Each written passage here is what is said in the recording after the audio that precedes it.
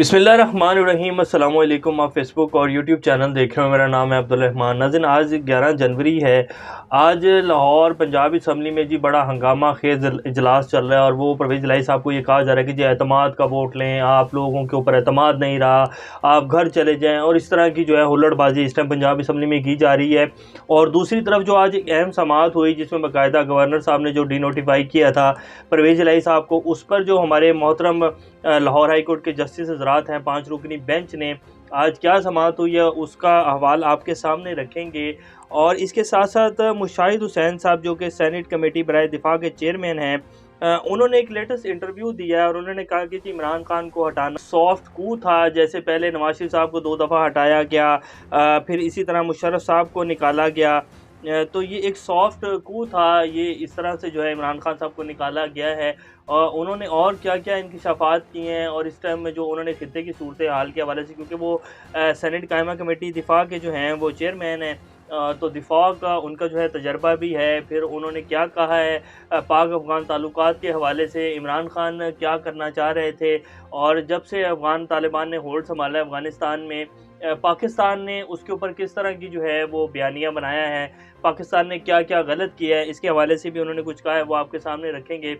उससे पहले अगर आप लोगों ने चैनल को सब्सक्राइब नहीं किया तो रेड बटन को प्रेस कर लें और बेल आइकॉन को भी प्रेस कर लें ताकि लेटेस्ट अपडेट्स आप लोगों को मिलती रहें और ये जो हमारा ताल्लुक है ऐसे ही जुड़ा रहे। सबसे पहले जी आपके सामने रख देते हैं कि जी आज जो समाअत हुई है, लाहौर हाई कोर्ट ने रिमार्क्स दिए कि वज़ीर आला को 24 घंटे अक्सरियत का एतमाद हासिल होना चाहिए। दरख्वास्त गुजार के वकील बताएं एतमाद का वोट लेने के लिए कितने दिन का वक्त मुनासिब होगा, हम वो वक्त मुकर्रर कर देते हैं, आपका मसला हल हो जाएगा। अब जी इस समाअत में जो बैरिस्टर अली ज़फ़र साहब हैं जो कि पीटीआई के और परवेज़ इलाही साहब के वकील हैं, उनसे जो है पूछा गया कि जी आप लोगों के पास पहले ही ऑलरेडी 10-11 दिन का टाइम था, आप लोगों ने एतमाद का वोट नहीं लिया।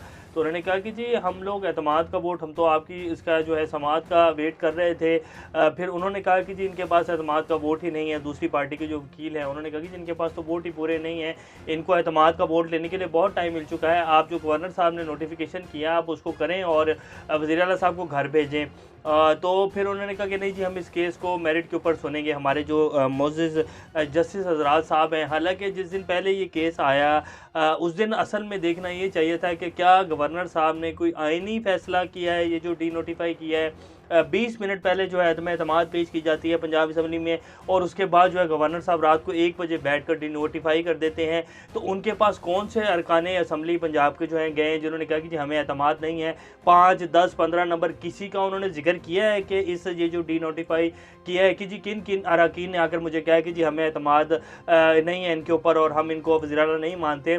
तो कोई ऐसा जो है ऑन ग्राउंड सिचुएशन, कोई रियलिटी के ऊपर डीनोटिफाई किया है इन्होंने, कौन से सबूत हैं इनके ऊपर, किसने आगे ने कहा है कि जी आप डीनोटिफाई करें, हमें इनके ऊपर एतमाद नहीं, कौन से अरकान इनको मिले हैं। तो इन्होंने ऐसा कुछ नहीं कहा। लेकिन बहरहाल अदालत ने उस दिन कहा कि जी आप ज़मानत दें और फिर आपकी जो है हम वो बहाल कर देते हैं। अदालत ने उनका जो नोटिफिकेशन था उसके बारे में उन्होंने कुछ नहीं कहा। तो आज भी अदालत ने बाकायदा ये कहा कि जी अब आप बताएं कि आपको कितना वक्त चाहिए दोबारा से एतमाद का वोट लेने के लिए। तो उन्होंने कहा कि जी हम तो एतमाद का वोट नहीं लेंगे। हम क्यों लेंगे, इन्होंने बताएं इन्होंने किस उसके ऊपर जो है बेसिस के ऊपर डीनोटिफाई किया। अब इन्होंने जो डीनोटिफाई किया इनका फैसला जो है गलत करार दें, हमारी तो असम्बली चल रही है। तो अब अदालत कह रही है कि जी आप एतमाद का वोट दें। उधर से जो उनके वकील हैं वो भी कह रहे हैं कि जी इनको चाहिए एतमाद का वोट लें। लेकिन परवेज़ इलाही साहब और बैरिस्टर अली ज़फ़र साहब जो कि पीटीआई के वकील हैं वो कह रहे हैं कि जी हम तो एतमाद का वोट नहीं लेंगे। अब मेरिट के ऊपर ये केस चलने जा रहा है, देखिए अब आगे क्या होता है। लेकिन ये केस बनता ही नहीं था, गवर्नर साहब का डीनोटिफाई करना बनता ही नहीं था। बैरिस्टर अली ज़फ़र साहब ने जो दलाइल दिए उनके 100% दलाइल बिल्कुल दुरुस्त हैं कि जी कौन से अरकान आगे मिले हैं,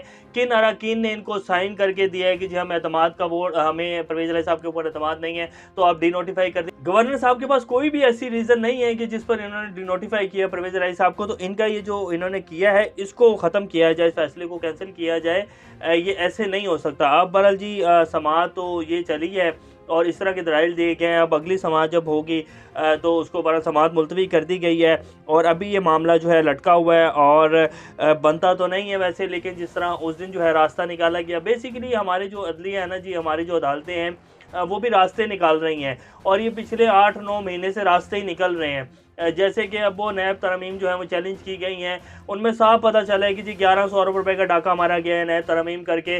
लेकिन हमारी अदालतें जो हैं वो सिर्फ आइन सामने रख के बैठी हैं और कह रहे हैं कि जी ये तरमीम की हैं, हम जो है मुदाखलत कर सकते हैं, नहीं कर सकते हैं। और जो उस तरमीम में जो कल की समाअत हमने आपके सामने रखी उसमें भी कहा कि जी आप मुदाखलत नहीं कर सकते हैं पार्लियामेंट की कार्रवाई में। लेकिन उस दिन रात को 12 बजे मुदाखलत की गई थी, उस दिन रास्ता निकाला गया था, अब मुदाखलत नहीं होगी। तो ये हमारा जो इंसाफ का निज़ाम है ना जी, ये इसी तरह जो है रास्ते निकाल लेता है। जब इनको पता हो कि जी अब ये ऑर्डर आ गया है, अब हमने रास्ता निकालना है, तो अब रास्ते भी निकल आते हैं। और जब नहीं कुछ होता तो फिर कोई रास्ता नहीं है, कोई कार्रवाई नहीं है, कोई कुछ नहीं है। बहरहाल इस तरह जी इस टाइम चलाया जा रहा है, अब देखते हैं क्या बनता है। लेकिन अगर एतमाद का वोट लेने की तरफ जाएंगे तो परवेज़ इलाही साहब जो हैं उनका कामयाब होना जो है वो मुश्किल है। और अगर इनको कंफर्म होता कि मैं कामयाब हो जाऊंगा तो परवेज़ इलाही साहब ने एतमाद का वोट ले लेना था। अब इसमें परवेज़ इलाही साहब ने कोई कार्रवाई दिखाई है, कुछ 5-10 बंदों को कहा है कि जी इस तरह की खबरें चलवाई जाती है ना कि जी मेरी हुकूमत जो है वो चलती रहे। अब अगर ये फैसला कर दिया जाता है कि जी गवर्नर साहब को नोटिफिकेशन बहाल कर दिया जाता है तो परवेज़ इलाही साहब जो हैं वो डीनोटिफाई हो जाएंगे, वो घर चले जाएंगे और उसके बाद तो इनकी भी हुकूमत नहीं बन पाएगी क्योंकि इनके पास नंबर पूरे नहीं है, इसीलिए उन्होंने अदम एतमाद जो है वापस ली है। तो फिर उसके बाद रन ऑफ इलेक्शन की तरफ जाएगा और अब इतना बड़ा जब सूबा रन ऑफ इलेक्शन की तरफ जाएगा तो उसके ऊपर जो है फिर गवर्नर राज लगा दिया जाएगा। तो अब ये इसकी तैयारियां की जा रही हैं। राणा सनाउल्लाह साहब तो बारहा इस बात का जिक्र भी कर चुके हैं कि जी हम गवर्नर राज लगा देंगे। तो इसलिए अब ये सारी कोशिशें की जा रही हैं, देखें अब क्या बनता है। अब आपके सामने रखते हैं कि मुशाहिद हुसैन सैयद साहब ने जो इंटरव्यू दिया है एयर बाय न्यूज़ को, उसमें उन्होंने क्या कहा है। उन्होंने कहा कि जी इमरान खान के जो हटाया गया ये एक सॉफ्ट कू था।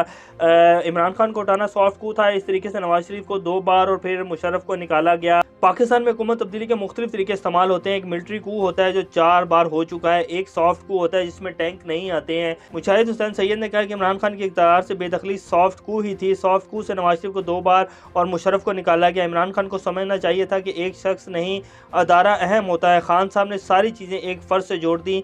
सरबराह आते जाते हैं, अदारा बड़ा होता है और वो रहता है। उन्होंने कहा कि हमने गलती ये की कि बहुत आगे बढ़कर अफगान हुकूमत की तर्जुमानी शुरू कर दी। अफगानिस्तान आज़ाद हमसाया मुल्क है और जो भी हुकूमत आए वो अफगान है, ये गलत फहमी निकाल दें कि हमारे बंदे आ गए। सैनिक कमेटी पर दिफा के सरबराह ने कहा कि TTP से मुज़ाकरात करना सबका मुश्तरका फैसला था। कुछ इशूज़ को सियासत से बालातर रखना चाहिए। मुज़ाकरात एक शख्स से अदारा नहीं कर सकता, वो सबकी रजामंदी से फैसला हुआ था। जुलाई 5 2022 को पार्लियामेंट हाउस में ब्रीफिंग में सारी जमातें थी। जैसे इन्होंने अब ये बिलावल साहब जो है पिछले दिनों में कह रहे थे कि इमरान खान ने TTP से मुज़ाकरात किए, इमरान खान ने TTP को लाकर जो है दोबारा से हमारे कबायली इलाकों में बसाया। तो अब सारा का सारा मलबा जो है वो इमरान खान पर डाल दिया। जब मुज़ाकरात हो रहे थे तो सारी जमातें पार्लियामेंट में मौजूद थी और सारे इस पर मुतफिक थे और बाकायदा तकी उस्मानी साहब को भी भेजा गया था और पूरा एक उनका जो है वो बनाकर उसमें हमारी जितने भी पाकिस्तान के स्टेक होल्डर्स हैं वो सारे उसमें राज़ी थे कि जी हाँ TTP से मुज़ाकरात किए जाएँ। अब सारा का सारा जितने भी पाकिस्तान की ये जमातें हैं 13 और बाकी जितने भी कोई रियासतदार हैं सारे का सारा मलबा जो इमरान खान पे डाल रहे हैं कि जी इमरान खान ने इनको ला के बिठाया और इमरान खान की वजह से दोबारा पाकिस्तान में दहशत गर्दी की लहर रही है। जो कि बिलावल भुट्टो साहब यहाँ नहीं बाहर बैठ के भी ये बात कह चुके हैं कि इमरान खान ने जो है दोबारा दहशत गर्दी की लहर लाया पाकिस्तान में। तो उन्होंने कहा कि सारी जमातें जो है ऑन बोर्ड थी। अब ये जो है इस इशू को भी सियासत में कर रहे हैं, तो हमें कुछ इशूज़ जो हैं पाकिस्तान के उनको सियासत से बालातर रखना चाहिए। यहाँ पाकिस्तान में सिर्फ सियासत ही हो रही है जी, यहाँ कोई इशू जो है वो बालातर नहीं। यहाँ इनके लिए सिर्फ एक इशू सियासत पाकिस्तान से बालातर है और वो अपनी ज़ात, अपने बच्चे, अपना माल और अपनी सियासत, इसके अलावा पाकिस्तान में से और कोई चीज़ प्यारी नहीं है। वो आप सब लोगों के सामने ही है कि किस तरह पाकिस्तान को चलाया जा रहा है। तो उन्होंने कहा कि ये सारे लोग जो हैं वो शामिल थे दहशतगर्द का मुकाबला कर। शाहिद हुसैन सैयद ने कहा कि इस इशू पर हमने कमेटी इजलास बुलाया जिसमें अरकान ने दहशतगर्दी पर तहफ़्फ़ुज़ात का इजहार किया। दहशतगर्दी का मुकाबला कैसे करना है इस पर स्ट्रेटेजिक पॉलिसी वाज़िया नहीं की। कभी इस पर गुफ्तगू करते हैं और कभी कहते हैं कि ऑपरेशंस करेंगे। हम चाहते हैं कि ये वाज़िया नहीं है। शाहिद हुसैन सैयद ने कहा कि हमने दहशतगर्दी से निपटने के लिए नेक्टा बनाई जिसको इस्लामाबाद के दफ्तर में नकारा कर दिया गया। दूसरी वजह हमारी नालायकी, तीसरी वजह अफगानिस्तान में तब्दीली को समझ नहीं सके। तो ये वो कह रहे हैं और फिर वो ये कह रहे हैं कि जी इमरान खान को सॉफ्ट कू के साथ हटाया गया है। अब बाजवा साहब या जो हमारी इस्टेब्लिशमेंट है, अब ये जो मर्जी भी कहते रहे ना कि जी हम लोग पॉलिटिकल हैं, हम लोगों ने पिछले जनवरी में फैसला कर लिया था, हमारा इससे कोई ताल्लुक नहीं है। जो भी नो कॉन्फिडेंस मोशन आया है, इवन के PDM की जमातें, इवन के मुस्तफ़ा नवाज़ खोखर जिन्होंने बाकायदा वोट डाला जब ये सब कुछ हुआ और इमरान खान के मुखालिफ डाला, अब तो उन्होंने भी इंटरव्यू दे दिया है। शाहिद फ़रहान अब्बासी, इनके अपने पुराने बयान तकरीबन साल 1.5 साल पहले उठा के देख लें तो ये कहते हैं कि जी जो नो कॉन्फिडेंस मोशन है वो कामयाब ही इस्टेब्लिशमेंट की मर्ज़ी से होता है और वो आता ही इस्टेब्लिशमेंट की मर्ज़ी है। तो इमरान खान को किसने हटाया है? हमारी इस्टेब्लिशमेंट ने हटाया है जी। और ये उसका अब अंजाम आप भुगत लें। अब देख लें कि अब पूरे पाकिस्तान में जो सर्वेज़ हो रहे हैं, सबको पता है कि इमरान खान वाहिद हल है। पाकिस्तान में इलेक्शन आए होंगे तो इमरान खान ही प्राइम मिनिस्टर होगा, लेकिन फिर भी इलेक्शन कौन नहीं करवा रहा और कौन इस निज़ाम को बचाने की कोशिश कर रहा है, ये सारी तफ़सीलात आज आपके सामने हैं। अभी तक के लिए इतना, अपना और चैनल का ख्याल रखिएगा। अल्लाह हाफ़िज़।